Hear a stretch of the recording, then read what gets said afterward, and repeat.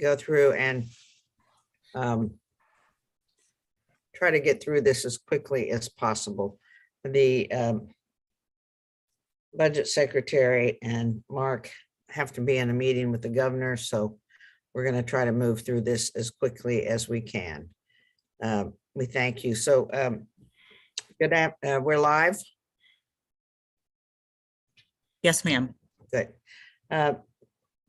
Good afternoon. This is Delegate Maggie McIntosh, Chair of the Appropriations Committee.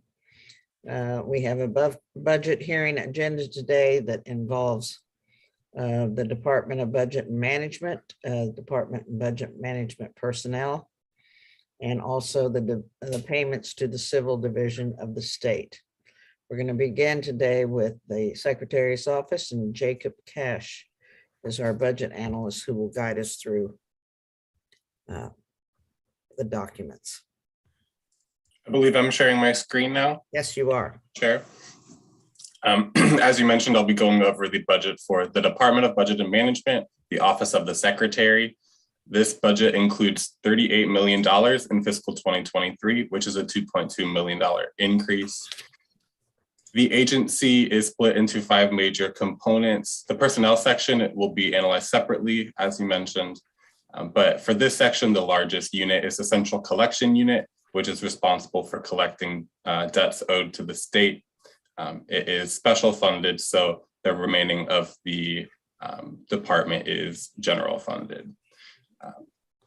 Going straight into the performance evaluation for the Central Collection Unit.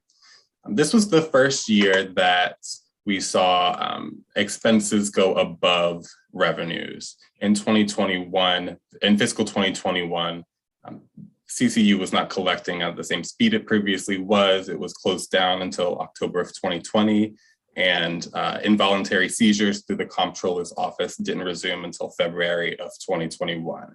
So there are substantial declines in the amount of debt assigned to CCU.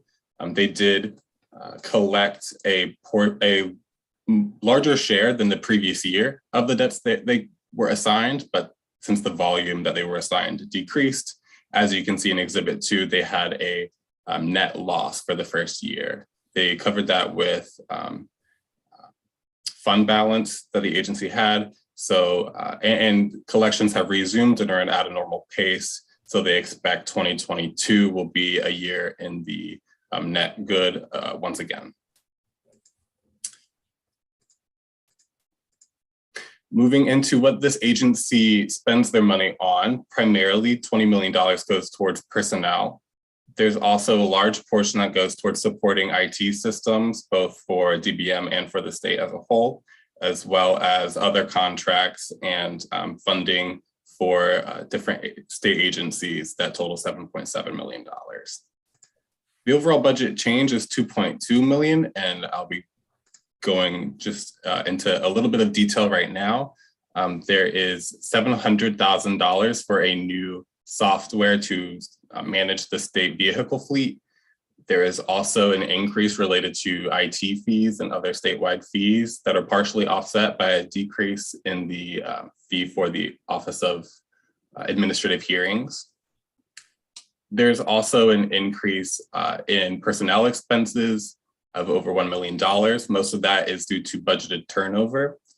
There's also employee bonuses totaling $200,000 in special funds for the Central Collection Unit. And I'll be going into a little bit more detail about this, but there is a new audit compliance unit, which adds approximately $136,000 for 2 new regular positions and $200,000 for 1.5 contractual FTEs. The personnel numbers do change because of that new unit. Vacancies are also above the budgeted turnover amount, which would correlate to about $2.7 million using the agency's average salary so that they could increase hiring in 2023. The new audit compliance unit is the first issue we'll talk about today, and the only issue.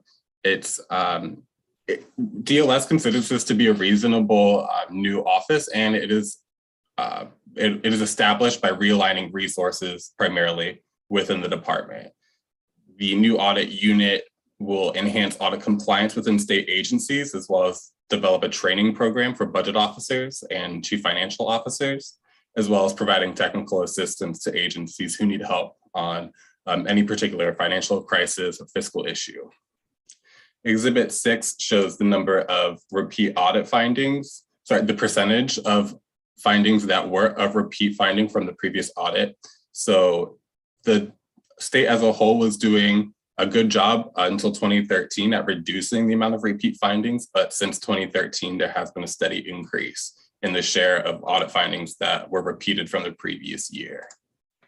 The major areas this past audit cycle are primarily in program compliance, as well as information systems and procurements and disbursements. Other accounting related issues like cash receipts, payroll, and accounts receivable and federal funds also made up a share of these fiscal compliance concerns that OLA found across executive and judicial branch agencies. The budget amendment process has also been under scrutiny recently because DBM has been submitting budget amendments later than they previously were.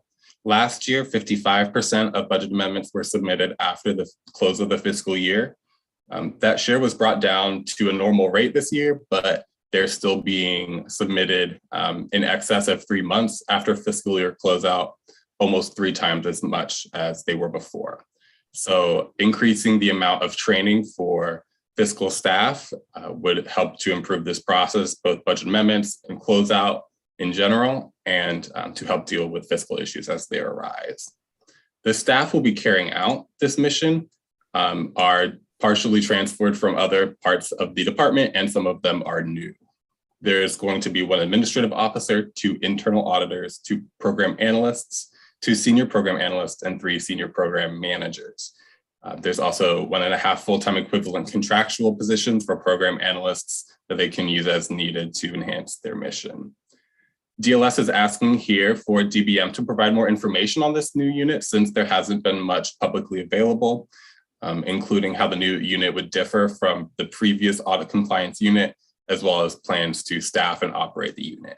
There's currently 2 positions filled, and recruitment is ongoing with 2 other positions.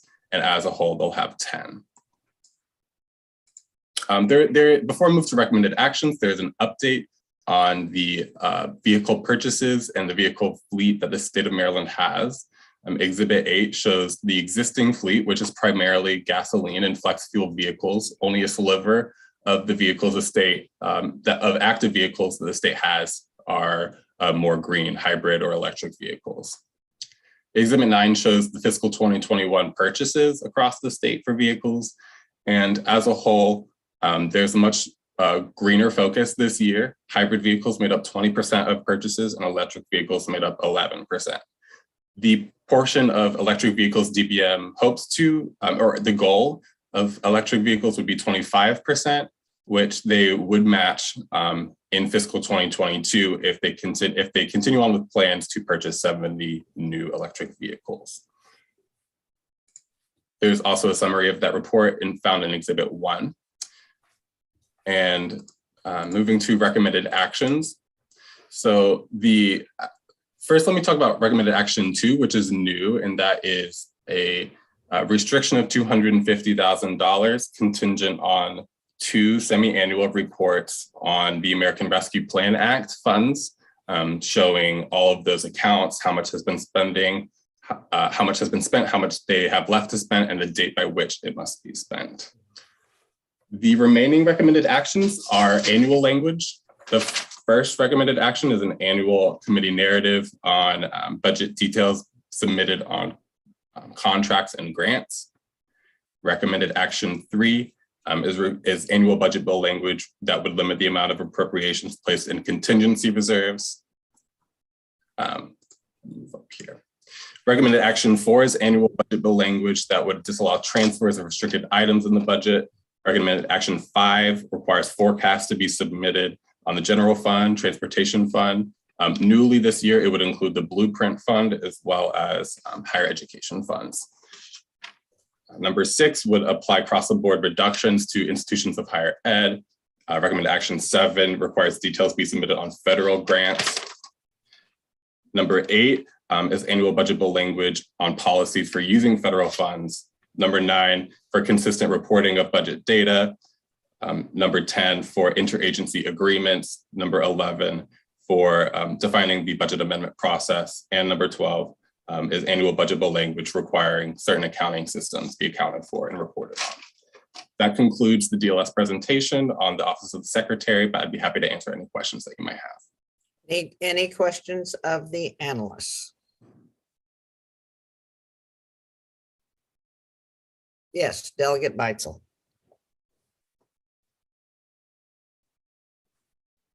You're muted. You're muted. Sorry. All right. On recommendation 2, could you add where it says add language restricting $250,000 for the American Rescue Plan? Could you explain why that is being made? Right. This would just increase the amount of oversight and transparency we have on these accounts. There's no other requirement for specifically each individual grant that is provided by these funds. So it would just allow the budget committees as well as DLS to have better analysis of these grants. Is there anything specifically that they haven't done that caused you to make this recommendation? No, this is just DLS's recommendation on allowing us to set up this oversight. Okay. All right. Thank you, Madam Chair. You're welcome. Okay. All right. We'll now move to Secretary Brinkley and Mark Nicole. Good afternoon. Can you hear me okay, Madam Chair? Yes. Good. We're still trying to figure out the technology in our fancy conference room here. So good afternoon, Madam Chair, to you, the members of the committee. I appreciate the opportunity to be here. My name is David Brinkley. I'm the Secretary of the Department of Budget and Management. With me is Mark Nicole, my Deputy Secretary, Joan Peacock, the Director of the Audit and Finance Unit, Tony Fugit, the CCU Director, and Joe Consoli, the Administrator of the Fleet and Travel Services, in the event that we get into any questions along those lines. I want to thank Jacob for his analysis. And Madam Chair, you and the members of the committee have my written testimony.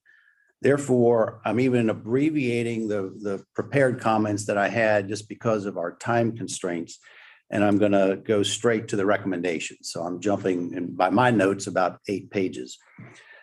So I just want to tell you that we concur with number 1 and number 5. Number 5, because it is new and it requires the budget books to indicate the long-term forecast for the Blueprint Fund. We certainly find that's an important data to have. And number 6 to 12, we concur. We've seen these languages before. As he said, there was annual language. We're okay with that. We disagree with number 2. While I didn't have conversations with Delegate Beitzel beforehand, we're okay providing the reports as we have done by providing reports repeatedly. But remember, to the members of the committee, we also have to provide these reports to the federal government. So we're constantly tweaking them, updating them based on the data we get so that we can meet those guidelines. And we're more than happy to share them. And therefore, we're opposed to the restriction of funds along those lines. It's just simply not necessary because we've got to have that work done anyway. We also disagree with both numbers 3 and 4. They have not been required for previous administrations. Both of these interfere with the Secretary's ability to manage the budget.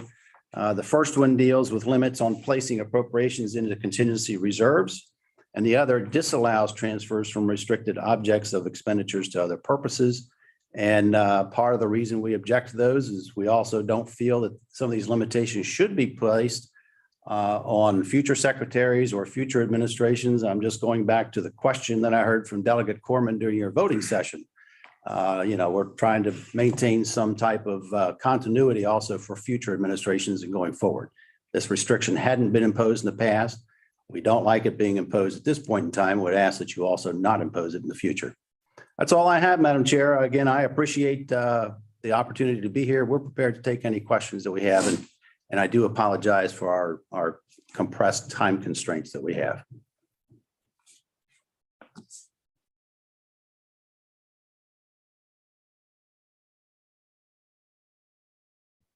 Any questions? Yes, Delegate Resnick. Thank you, Madam Chair. Thank you, Mr. Secretary. Just a quick question. As part of, ongoing efforts that we have been doing, has there been any discussion about fuel purchases for the state fleet coming from Russian oil or other connected sources to Russia or Vladimir Putin? Good question, Delegate. And I also want to point out the acknowledgement because I saw your newsletter and that, Kiev is your hometown and certainly appreciate the thoughts and prayers going out to your family. You and I haven't had the conversation, but I have 3 nieces that came from Ukraine and reached out to touch base with my one niece about her family back there. She said they were in Crimea and we haven't heard from them in 5 years. Wow. So, Joe, I'm not aware of any conversations that we've had on Russian fuel sources or anything along those lines, but we also know that conversation has been taken up with the pension system, which I know that you had some conversations earlier. And I suspect that it will all fall under the umbrella of the general ban on any type of importation from Russian sources eventually as this whole country goes. We're all very cognizant of it. Great question. I hadn't thought of it drilled down to that level. We've been still looking at it from the macro point of view, but thank you. And thank you. Thank you. Thank you very much. Okay. We're now going to move to payments of civil divisions of the state, Jason Kramer. And before we do, I want to say thank you to Jacob. You did a great job. Jason, are you here? Yes, there you are. I'm ready to go. Thank you, Madam Go. Chair. Go. My name is Jason Kramer, and I'll be presenting the analysis for payments to civil divisions of the state. This portion of the budget is comprised of 3 items: disparity grants to low wealth jurisdictions. That's based on a formula set in statute. There are grants to mitigate the impact of the local assumption of a portion of teacher retirement costs. And there's also a small amount that's dedicated to gaming grants related to Calvert County. Exhibit 1 shows, the exhibit on the first page shows that the budget decreases by $12 million to $175.1 million in the fiscal 2023 allowance. And I'll go over why that is in just a moment. Exhibit 1 shows the amount of each county's various grants in the fiscal 2023 allowance. The first column is the disparity grant, and then the teacher retirement grants and the Calvert County gaming grants. Exhibit 2 shows the changes in fiscal 2023 compared to fiscal 2022 by county for the disparity grants. Baltimore City, as you can see, declined by $11.3 million. That's due to a combination of stable income levels in the city and a declining population, which leads to a lower per capita grant amount, which is what the formula is based on. Washington County declined by $4.5 million due to changing their income tax rate from 3.2% to 3%, which makes the amount it's eligible for smaller based on the formula. Those changes are offset by a $7.4 million increase in Prince George's County due to population growing at a faster rate than total income. And finally, Exhibit 3 just shows the very complicated set of inputs that go into this formula. If anybody has any questions, I can go over it more. But otherwise, DLS recommends concurring with the governor's allowance. Very good. Any questions? Okay.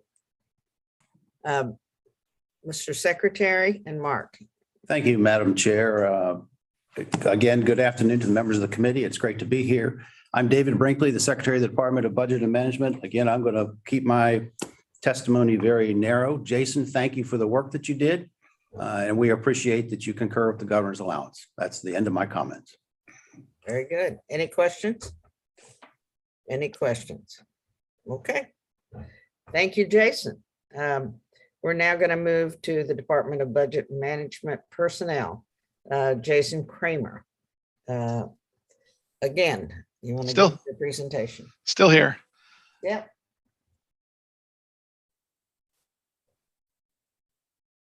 All right. Again, I'm still Jason Kramer, and this time I'll be presenting the analysis for the Department of Budget and Management's Office of Personnel Services and Benefits. I'll discuss statewide salary actions, the vacancy crisis in state agencies, and various issues related to the state health insurance account. This exhibit on the first page shows fiscal 2021 through 2023 spending. Nearly all of this funding in fiscal years 22 and 23 will be transferred by budget amendments to state agencies for the various personnel actions that I'll discuss in just a moment. I'm going to skip all the way ahead to Exhibit 3. Exhibit 3 shows an overview of agency spending in the fiscal 2023 allowance. There's $590.1 million in statewide salary actions in the fiscal 2023 allowance. That's 85% of the allowance in this program. Most of the rest is for a supplemental contribution of $80 million to the health insurance account, and I'll explain that in a little more detail in just a few minutes. Skipping to Exhibit 5, if you eliminate the statewide actions, this shows the allowance for the administrative portion of OPSB. Just under 60% of the allowance here is for personnel, with the rest for a subscription to Workday, which is the IT platform for state employee HR functions, as well as other consulting and other contracts. Exhibit 6 shows all the changes between the fiscal 22 working appropriation and fiscal 2023 allowance. Obviously, most of the changes are made up by all of the various actions in the statewide program. I'm going to get to all that in just a moment. The one item I will talk to is actually on the next page of this exhibit. The Smart Work program declines by $2 million in the fiscal 2023 allowance. The Smart Work program stopped accepting participants in June of 2021 due to low participation. The fiscal 2022 appropriation is nearly all restricted to other purposes, and there's no fiscal 2023 allowance for the program. Exhibit 7 shows participation and costs of the program. Total spending in the program to date is less than $1 million. That's far below administration expectations. The allowance in the first year of the program included $8 million in general funds. DLS is asking DBM to comment on why it abandoned the program rather than making changes to make it more attractive. Personnel data, OPSB has a 14% vacancy rate. That's more than 4 times its budgeted turnover rate. That's not uncommon across the state, which brings me to the first issue that I'll discuss. There were more vacant positions in the executive branch of state government since at least 2008 and likely ever. Exhibit 8 here shows that there were nearly 8,700 vacancies in January in the executive branch, including higher education positions. The brief break in the trend that you see here was not due to filling positions, but due to the abolishment of several hundred unfilled public safety positions. Exhibit 9 shows vacancy rates by department in every January since 2015. As you can see, the problem is widespread and not concentrated in public safety and health, as has been the case in the past. All departments and agencies, with a few exceptions, have double-digit vacancy rates, and the average at the 6 largest departments in the state is nearly 13%. The problem is both widespread and persistent. Exhibit 10 shows long-term vacancies. There were 5,245 vacancies in SPMS, the State Personnel Management System, in February. A quarter of those have, have been vacant for more than a year. More than 200 of those positions have been vacant for 3 years or more. Exhibit 11 shows that the problem is, not only is the problem widespread, there are definitely areas of deep concern. Exhibit 11 shows 49 SPMS job classifications that have at least 25 positions authorized in the fiscal 2023 allowance and have a 20% or greater vacancy rate. Many of the positions with the worst rates, like correctional officers and police communications office operators, are in public safety, Many of the other high vacancy classes have direct public contact, like nurses, vocational rehabilitation specialists, and social workers. There are also many classes with high vacancy rates that cross departments, like IT workers, procurement officers, and fiscal services employees. The result of all the vacant positions that I've been talking about is fewer state employees performing the duties of state government. As seen here in Exhibit 12, the number of people working in the SPMS agencies and MDOT has declined by nearly 2,100 workers between 2019 and 2022. There are nearly 1,000 fewer workers employed in the executive branch, excluding higher education, than there were just 1 year ago. Exhibit 13 shows the share of vacancies in the SPMS by bargaining unit. Over the past 4 fiscal years, Loyola members, which are represented by the green portion of the bars here, have seen salary increases totaling 16%, as well as increments in 3 of the 4 years. That far exceeds the 9.5% in total increases in 1 increment for other union members and non-represented employees in that same time period. Since 2016, vacancies in AFSCME represented positions have grown by 33%, and among AFT and MPEC positions by about 55%. In that same time, Loyola vacancies grew by only 5% and are down 32% from their peak. However, as you can see, Loyola represents a very small proportion of the workforce and the amount of vacancies in the workforce. The lower level of vacancy efforts directed at bargaining units that represent a much larger share of state employees is not in line with the goal of improving overall recruitment and retention efforts. All these vacancies have real impacts on the performance of state government. You either have heard or will hear about specific agency impacts in budget hearings this session. This list provides a brief summary of some of the more notable impacts. Common themes are high workloads, which reduces both retention and recruitment, backlogs in basic duties like assisted living unit inspections or property assessments, and delays in implementing criminal justice or education reforms. This problem is not isolated to Maryland. Exhibit 14 shows vacancy rates in other state governments where we could find data. As you can see, it's a fairly common dilemma across the country. And the problem is not limited to just Maryland, and it's not limited to the public sector. It's a nationwide issue. Exhibit 15 shows job openings, hires, and separations since 2016. There are more than 10 million job openings nationwide in the last quarter of calendar 21, much more than the 6 million hires that took place, meaning millions of jobs are going unfilled. A recent survey of public sector workers found that increased compensation was the best way to best reason to stay on the job. Likely with that in mind, the state has come to an agreement with all of the collective bargaining units for salary increases over the next 18 or so months. Most employees saw a 1 or a 2% COLA in January of this year, plus an increment. Increments or steps often average about 2.4%. As well as one-time bonuses in January.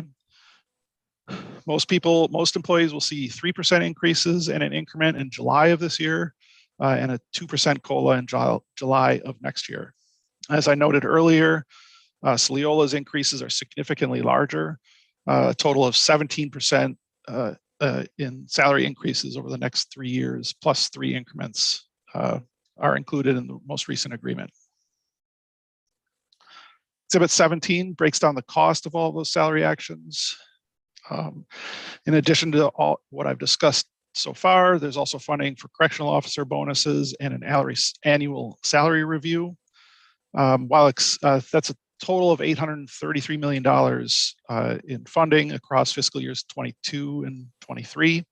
While extensive, they're likely only keeping pace with other public sector jobs. Most county employees either have or will receive similar sized increases, and President Biden's budget proposal will include a 4.6% salary increase for federal employees.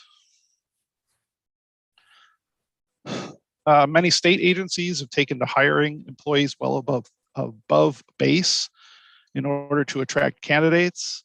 It's not known exactly how often this is happening, but DBM has given blanket approval to agencies to hire up to the midpoint for skilled and professional positions and the third quartile for management and special appointment positions. So it's a pretty widespread practice. While the practice does improve recruitment, it creates a compression at the lower end of the salary scale and can harm retention and by reducing morale if employees feel like they're not being properly compensated. The unions have agreed to pay equity provisions that would require raises for existing workers if someone is hired at a higher salary due to recruiting problems, but the provision is fairly limited. The issue illuminates the problem with a lack of increments that have been increments or steps that have been provided in recent years. Exhibit 18 shows the blue line shows the average step of employees hired in a given year. And the bars show the size of the gap from the average employee compared to the average employee hired 5 years ago. So people hired in the last 10 years ago are on average only about one step ahead of people who they have 5 years more experience than. But people hired in the 90s and 2000s on average are 3 or 4 steps ahead of people hired 5 years prior to them. This pattern shows a lack of increments recently and also suggests that base salaries are too low for the current labor market.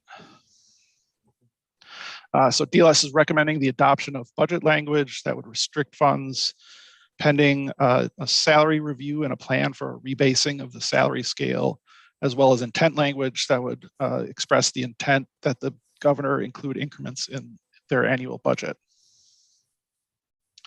And then finally, in this issue, DBM has regularly awarded annual salary reviews, but there's no systematic approach to performing them. So DLS is recommending the adoption of budget language that would restrict funds pending a report that provides a process for regular systematic ASRs going forward. The second issue I'll discuss is the health insurance account. The fund closed with a $43.5 million balance in fiscal 2021, a nearly $100 million decrease as shown in Exhibit 19. The bottom half here, as you can see, there are supplemental contributions of $75 million in federal funds and $80 million in general funds as a deficiency appropriation in fiscal 22. As well as $80 million in fiscal 2023. These were due to higher than expected medical costs in fiscal 21 and 22, and they're also allowing for a slower rate of increase in employee monthly premium costs than otherwise would have been necessary. With those additional contributions that I mentioned, the employee-employer split is 82% for the state, 18% for employees, meaning the state is assuming a larger share of costs than is agreed to with the bargaining, the employee bargaining units, which is an 80-20 split. The next portion of this issue regards the Part D transition. A judge recently released an opinion in the Fitch versus Maryland case regarding the planned transition of Medicare eligible retirees from the state's prescription plan to Medicare Part D. The lawsuit divided the plaintiffs into 4 groups shown here. The first 2 groups who are those who retired, primarily those who retired prior to 2018, were found to have, according to the judge's opinion, a right to prescription drug coverage, but according to the judge, but the other 2 do not. The judge also wrote that reasonable changes could be made to the coverage, but did not say what reasonable was in this case. In any case, it's unlikely any changes could happen prior to January 2024 at the earliest. And DLS is asking DBM to comment on its plans for implementing the transition. The third and final issue is regarding the implementation of a reverse auction for a pharmacy benefits manager. 2020 legislation requires DBM to use a reverse auction to procure a pharmacy benefits manager, or PBM, as well as a technology platform to evaluate the qualifications of prospective PBMs. The current contract with CVS expires at the end of this calendar year. The Budget Committee's last session asked for a report on implementation of this in last year's JCR. That report lays out an aggressive timeline to get the system implemented in time for the 2023 plan year, but the process is currently behind schedule. So DLS is asking DBM to comment on its ability to procure a PBM in time for the 2023 calendar plan year. Just a quick summary of our recommended actions. The first recommendation calls for a plan for the rebasing of state salary scales. And the second recommended action calls for a plan for setting up annual salary review process. The rest of the recommendations are all annual language requesting reporting on personnel and healthcare issues. With that, I'd be happy to answer any questions. Thank you very much. Are there any questions of the analyst? Delegate Corman. Thank you, Madam Chair. Thank you, Jason, as always. Would your salary review include like MDOT? I know they're under like a separate system. Right. Sorry, Maryland Department of Transportation. Right. The language as written now does not include MDOT for the salary scale review. Okay, would be worth thinking about. Thank you, Madam Chair. Delegate Resnick. Thank you, Madam Chair. Jason, a quick question. With regard to the vacant positions, I think you mentioned 8,000 something positions. I was under the impression it was actually 6, but 8's getting worse. You know, we have this huge budget surplus, and a lot of it is based on all the money we got from the federal government that supplanted state spending, an incredible jobs recovery that in the last year. We had great news today from the feds as well with regard to jobs. So a lot of that obviously contributed to our surplus, but clearly having 8,000 vacant positions in state government that we budget for that go unfilled. Obviously, we have some budgeting and turnover, but I don't think anybody anticipated this. What value of what percentage of the budget or the surplus is this vacancy conundrum? How much would we have to spend a year if we were to fill these positions? Well, I mean, technically, as authorized positions, there is funding in the budget for every position with, you know, some amount of budgeted turnover. However, the budgeted turnover is, I think, on average for state workers is about 6 to 7%. While the average vacancy across the state is about 13%. So the answer, the roundabout answer to that is that all of the positions that are authorized are budgeted for. However, we are under budgeting the amount of turnover that there actually is, which means if you want a number, I would have to do some research on that. But Okay. Yeah.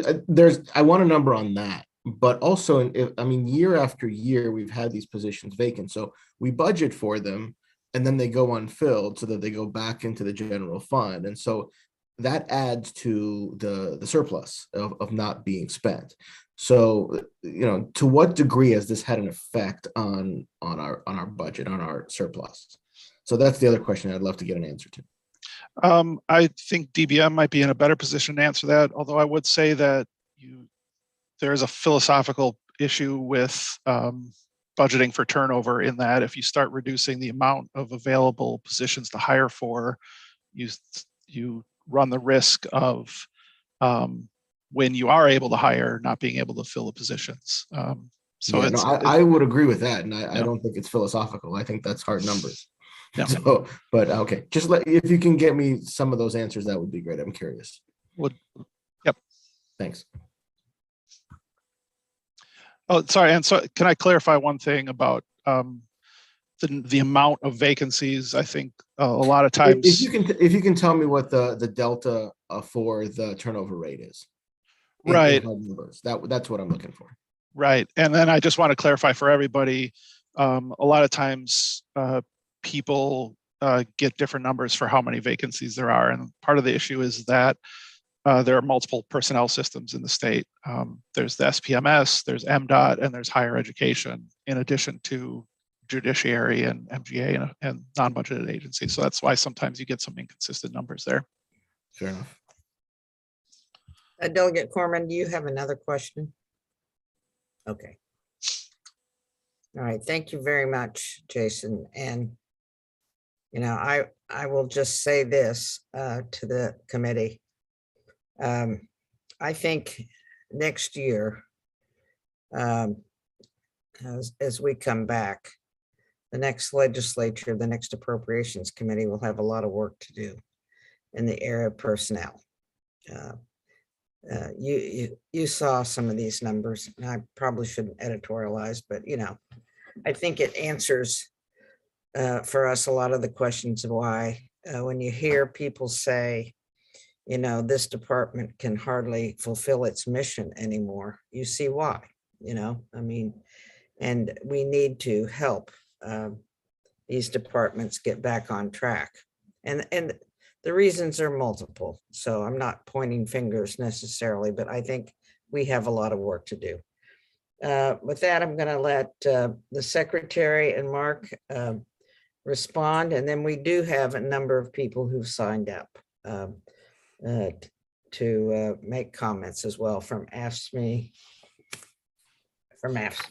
All right, Mr. Secretary. Good afternoon, Madam Chair and committee members. I'm glad to hear that he's still Jason. Yeah. I'm still Secretary David Brinkley, the Department of Budget and Management, and as far as I know, he's still Mark Nicole, my deputy. Yeah. So I'm glad we got off on the right foot there.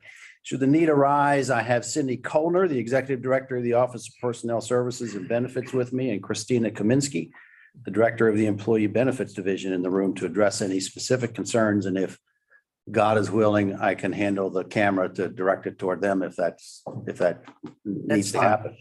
I appreciate the opportunity for you allowing me to speak with you today regarding the personnel budget analysis. I'm going to touch on some items, but know that DBM concurs with all the recommendations set forth in Mr. Kramer's thorough analysis. And again, Jason, thank you for your work. I'm going to touch on 4 issues: the Smart Work program, transitioning to the Medicare Part D, and the procurement of the reverse auction for employee and retiree prescription benefits. The 4th area I'm going to touch on will be comments on the compensation directly as a result of the testimony we had in the Senate. There was testimony which followed our presentation in the Senate, and so I'm going to touch on some of the issues that we heard there, so you may hear them again.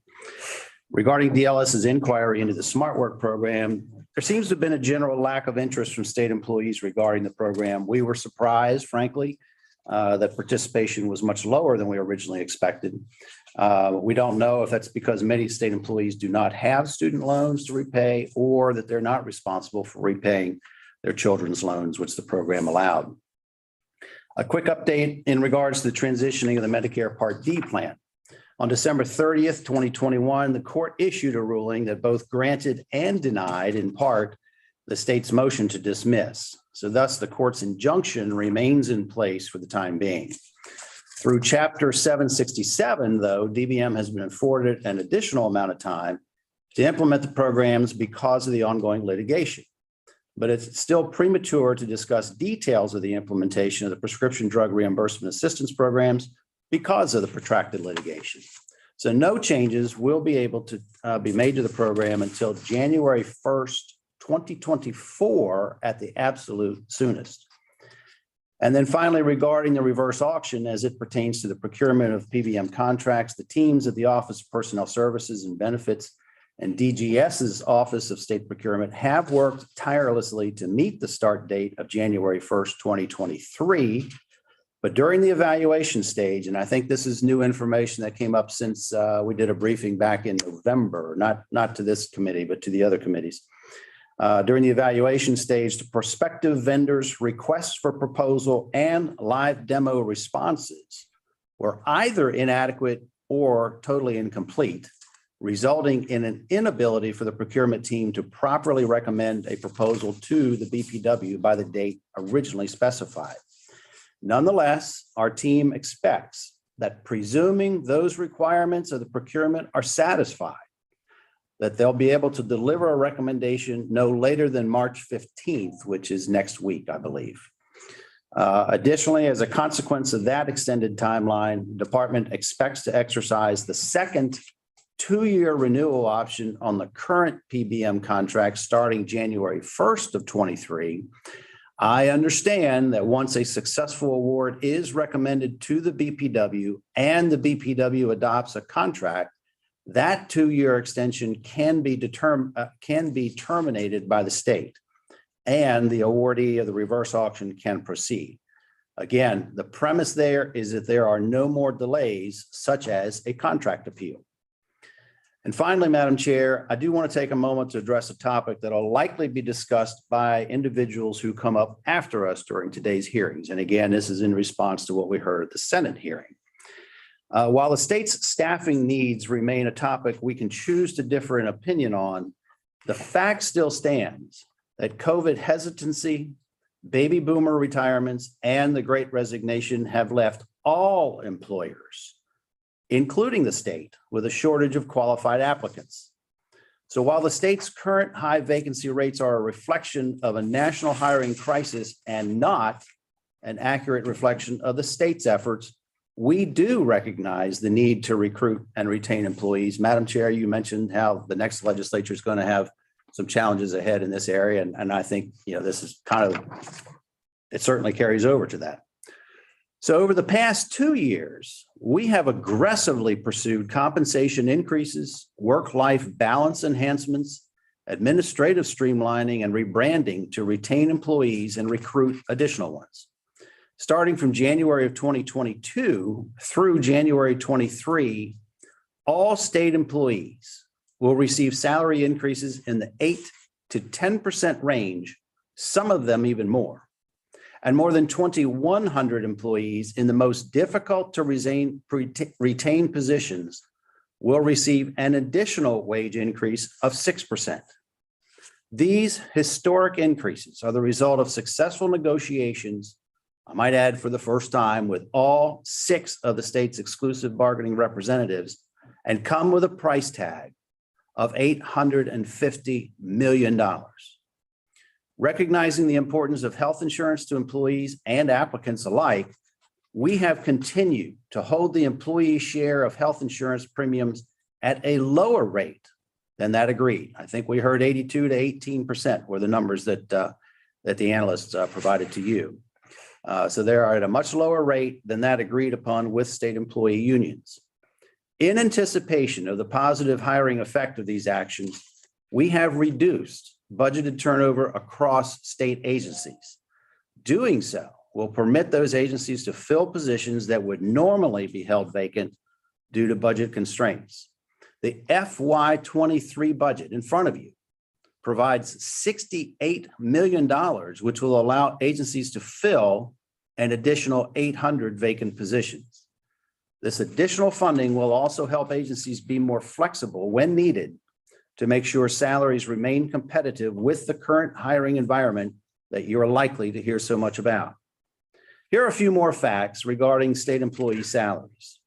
Critics will say that this is the first, quote, real increase under Governor Hogan, but that's not accurate. When you go to page 40 of Jason's analysis and you see the facts, state employees have received salary adjustments in 6 of the 8 years of this administration, which just so happens to be the same number of salary increases received during the previous administration. Would we like to have done more? Absolutely. Because state employees are the folks that deliver valuable and needed services to Maryland residents every day of the year. Our current fiscal largesse is not what we experienced over the entirety of this administration. Remember, just 2 years ago, Madam Chair, after you all adjourned rather quickly because you had to with the pandemic coming up, but just 2 years ago, we were looking at potential revenue declines in excess of 10%. Many of you were here then and at the beginning of the administration in FY 2015, when the state was struggling with long-term structural deficits. Difficult decisions had to be made, and sometimes that meant we were not able to do more for our state employees. particularly when over 40% of the state's resources are directed to other levels of government. Some will also say the administration has ignored hard to recruit classifications for the past 8 years, and that's false too. Over the last 8 years, more than 13,000 employees, which is more than 25% of the executive branch, have received ASRs, bonuses, or other special salary adjustments at a cost of more than $56 million. And I'm going to highlight just 2 classifications with recruitment and retention problems and share what the administration has done. For correctional officers, they receive retention bonuses in FY 18 and 20, a new salary scale in FY 20, which was 4% higher, and an additional step at the beginning of FY 22. The FY 20 correctional officer retention incentive bonus was valued at $37,500 over 4 years for those people. Registered nurses, they received a retention bonus in FY 18, a 1-grade increase of 6% in FY 20, and are slated to get a 2nd-grade increase of 6% in FY 23. These critics will have you believe that salaries of state employees have not kept pace with inflation during the current administration, and that narrative is also false. Folks are confusing the current inflation environment with what occurred in the prior 7 years of the administration, which was less than 2% per year. The average executive branch state salary has gone from $50,700 in July of 2014, before the governor was elected, to an estimated $68,500 in FY 23, an increase of 35% compared to the cumulative inflation for the same period, which is estimated to total 22.4%, which includes the most recent high years. With that, Madam Chair and members of the committee, I thank you again for allowing us the opportunity to be here with you today.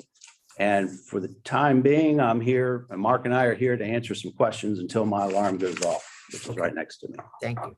Yeah, you only have about 5 minutes left. Delegate Corman. Thank you, Madam Chair. So Secretary Brinkley, is there a problem or not? Because it sounds to me like you've solved the problem based on all those actions you just described of your past 8 years of work. Delegate, all I'm doing is anticipating what you're going to hear if you hear the same testimony that was said in the Senate. Okay, Which is there a much of it problem? was Is there a patently problem or false. not, Mr. Secretary? Well, I acknowledge that we have challenges going forward, just as your chairman. I agreed with your chairman that the next legislature is going to continue to have challenges, just as all employers in the state today do, and government employers across the nation are having to. You've spoken like a former legislator, smart to agree with the chairman. Could I ask one clarification on your comments? You said it was the quote unquote first time that agreement had been reached with all the units. Could you just elaborate on that a little bit, or maybe Cindy needs to? Well, I can turn it over to Cindy if you'd like, but We've reached agreements with everybody. I think you're saying historic agreements, given the increases. the historic agreements with everybody this time, right? Yeah, the All right. increases, yeah. The increases. I'm sorry, you said, and I quote, first time. So what does that mean? What was the first time in reference to? Well, in other years, if I'm not mistaken, we ran till 12/31. The law says we have till 12/31 to strike agreements with the bargaining units. Is that right? Cindy, do you want me to turn the camera toward you? And Yeah, I hold mean, on a second. Let me see if I can figure this out technically. And I can't see our image. There it is. there you go. Okay. Hi, Cindy Colner, Office of Personnel Service within DBM. I think Secretary meant the first time we had such historic agreements with such large increases. We've had agreements with all of the groups before, but this is the first time we've had such significant amounts of increases baked into the agreements. Got it. And you obviously have a more institutional memory than probably anybody here on these issues, except as the chair. So could I ask, in prior administrations, were agreement reached with all the bargaining units? Yes, we've reached agreements with all the other units, but again, this time I think he was referring to what we consider historically high increases based upon the salary increases. Okay. Thank you for clarifying. Thank you, Madam Chair. Thank you. Delegate Grist. Thank you, Madam Chair. Mr. Secretary, I was wondering with all of these retention bonuses and salary increases, step increases, and these added steps, I was wondering if you could send to us,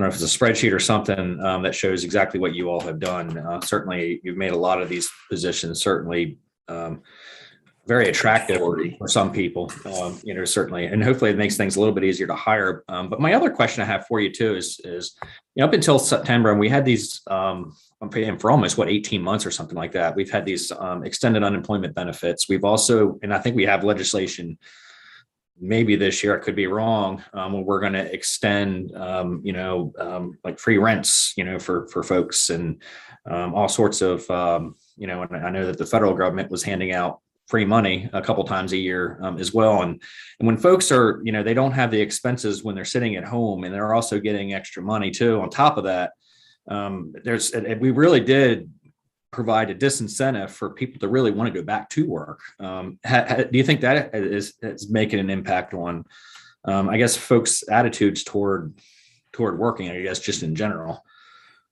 Well, I think I could probably agree with you to a certain extent. I certainly heard that from my best friend who has a restaurant, and particularly a lot of those workers were severely challenged. And then when some did come back to work, he indicated to me, so of course it's third hand, people came work for a day or an afternoon and then said, I don't want to do this, and come back. But whether that applies to some of the levels that we have with professional workers at the state level, I don't know. Certainly could chime into it. And I guess back to the first question that you had, page 40 on the analysis that you have should show some of the historical data that's there. If there's something that's not there that you want to go back further or something like that, we can certainly search and see if we can provide that. But Cindy, did you want to add anything? Are you getting any type of feedback when people aren't? No, I'm not. Okay. Thank you. Thank you. And Mr. Secretary, your alarm went off. So I know you have to leave. I want to thank you and Mark both for being here. We'll continue, and I'll be joining you in about 15 minutes. Excellent. We'll see you then. Thank you. Bye-bye. Thank you. We do have here Patrick Moran from AFSCME, Maryland. And I guess we've got 3 people from AFSCME that have signed up. Cherish and Denise also. So let's start with Patrick. Thank you, Madam Chair and members of the committee. I'm going to hand it over to Cherish because she's going to go over where we're at right now, and then I'm going to offer some solutions after her testimony, if that's okay, Madam Chair. Thank you. Thank you. Good afternoon, Madam Chair, Mr. Vice Chair, and members of the committee. My name is Cherish Vick, and I am the Secretary Treasurer of AFSCME Council 3. I'm also the Secretary Treasurer of AFSCME Local 112, which is the Maryland Social Services Employees Union. For the last 13 years, I've worked as a family services caseworker with Prince George's County Department of Social Services. I love my job. I work with vulnerable adults who have chronic or debilitating conditions. I connect them with resources so that they can maintain independence in the communities. Sometimes my clients are younger adults who may have been involved in car accidents. Sometimes they're gunshot victims. We're lifelines for this population during scary and vulnerable times in their lives. It feels great to be able to represent the state of Maryland during this time and step in and offer some help. But my caseload is higher and more complex than it's ever been. There aren't many resources for younger adults in Maryland, and I don't have the amount of time I wish I had to spend on each case in an 8-hour day. The things that I love most about my job, helping people, is getting harder and harder to accomplish.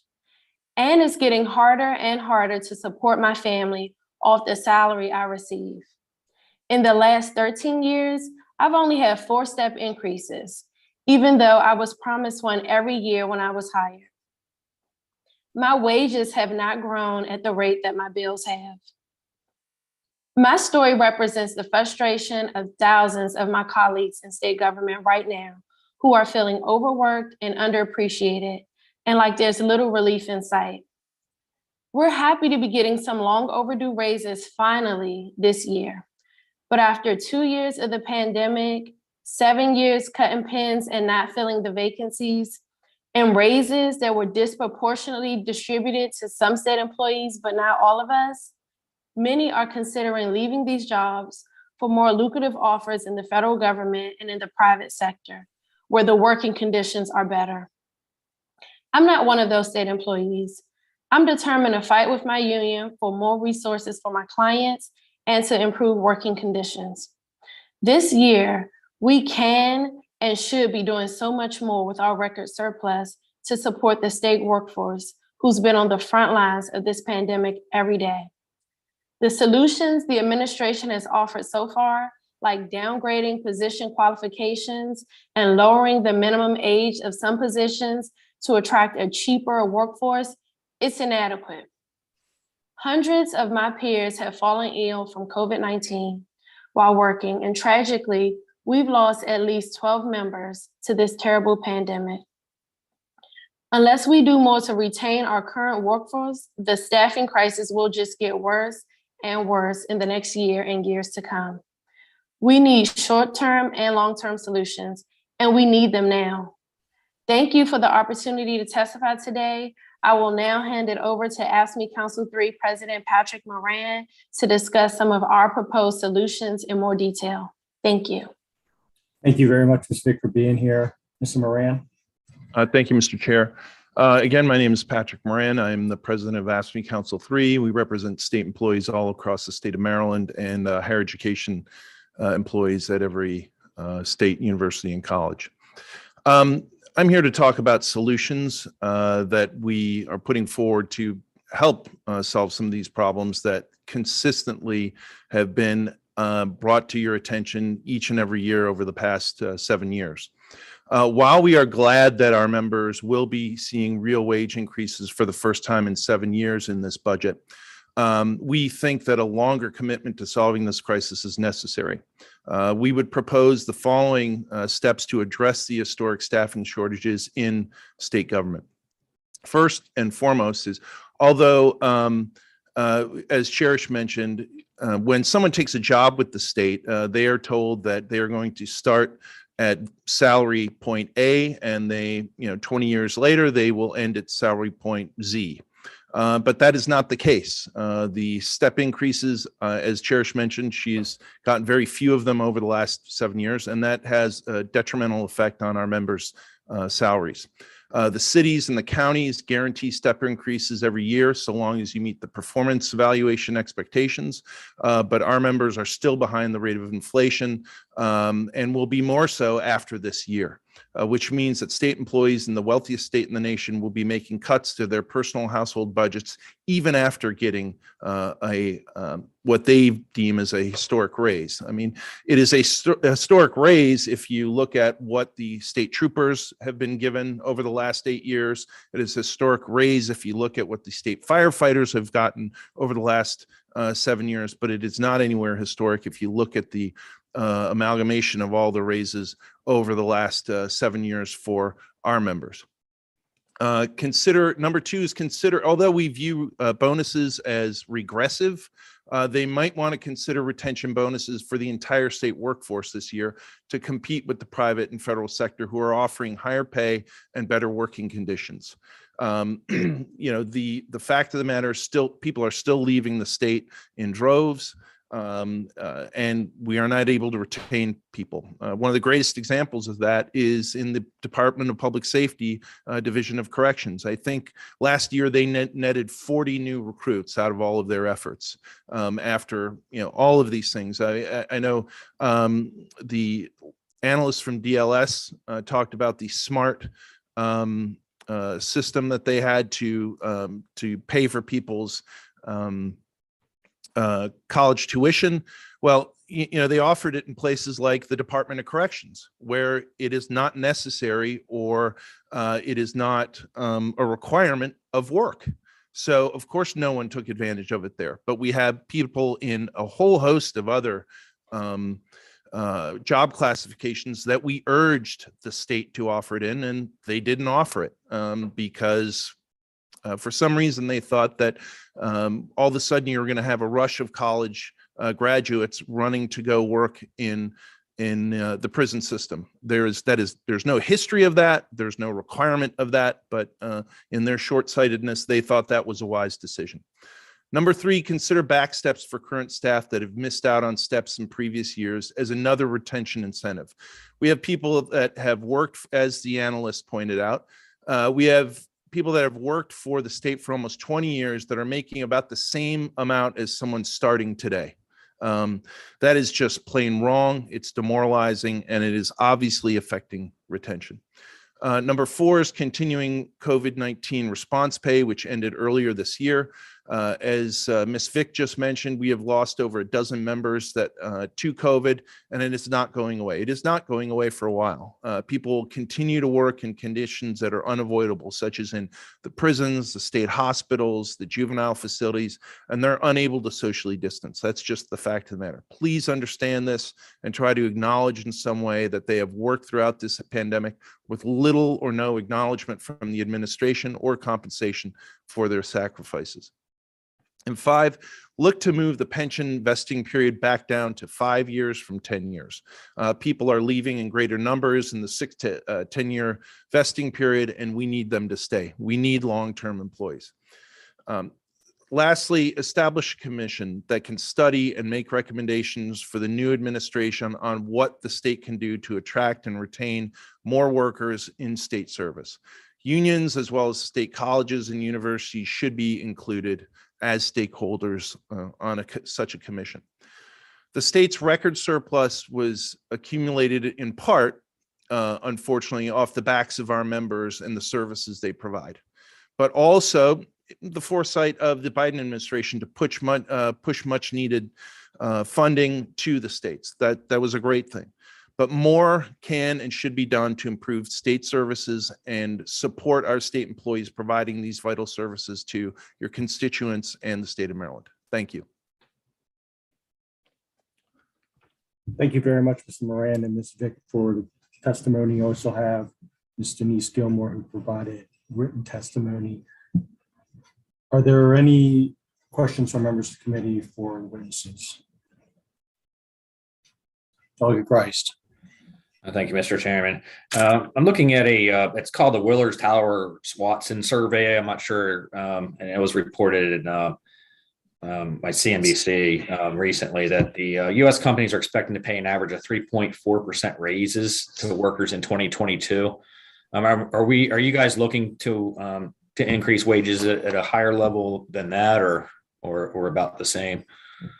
Well, I mean, is a question directed towards me, Delegate? Yeah, it is. I don't. Yep, oh, it okay. is. Thank you. Thank you, Delegate. Great question. That depends on the rate of inflation. That depends on whether or not we see an offer of consistent step increases or longevity increases, as people might understand them, from the state. Again, much to our members' dismay, and much to and in line with the facts, unlike Secretary Brinkley's presentation, our members' pay is not kept up with inflation. So when they are making decisions about what to spend money on, how to provide for their families, they are making very dire choices in some cases. So, I mean, if you look at the rate of $15 an hour, which is being touted as the newest and greatest thing, that does not keep up with the rate of inflation since the inception of the minimum wage. If that were the case, the minimum wage would be $24 an hour right now. So people in the state of Maryland, again, the wealthiest state in the country, who are working for the state, are making $31,200 a year if they are starting in a number of different job classifications. And I'll remind you, this only changed in July. There were a number of people making $12 to $13 a year working for the state of Maryland. So you're making very dangerous health choices and living choices if you are making those sorts of wages working for the state. The state should not be in the business of aiding and abetting poverty. And so we are trying our damnedest to get people out of poverty, especially if they're working for the richest state in the nation. So I hope that answers your question, Delegate. No, it does. Thank you. And I hope too, I mean, obviously this is two-pronged. We want to, obviously, I think all of us want to make sure that wages keep up with as much as we possibly can with inflation. The challenge that we have is we have to control inflation. And oftentimes inflation is actually caused by public policies as well. And so, I hope both at the state and the federal level, we can do whatever we possibly can to minimize and mitigate inflation. I think energy costs is a great start for that. So hopefully you guys and many, many others will support doing everything we can to keep our energy costs down to a minimum. Thank you. Great, thank you very much. Are there any other questions from members of the Appropriations Committee for the witnesses? Seeing none, that ends the virtual budget hearing for today. Thank As a you, reminder- Mr. Chair. Thank you. As a reminder to all the committee members, we have subcommittee meetings on Monday and also bill hearings on Tuesday. On behalf of Appropriations Committee Chairwoman Maggie McIntosh and the entire Appropriations Committee,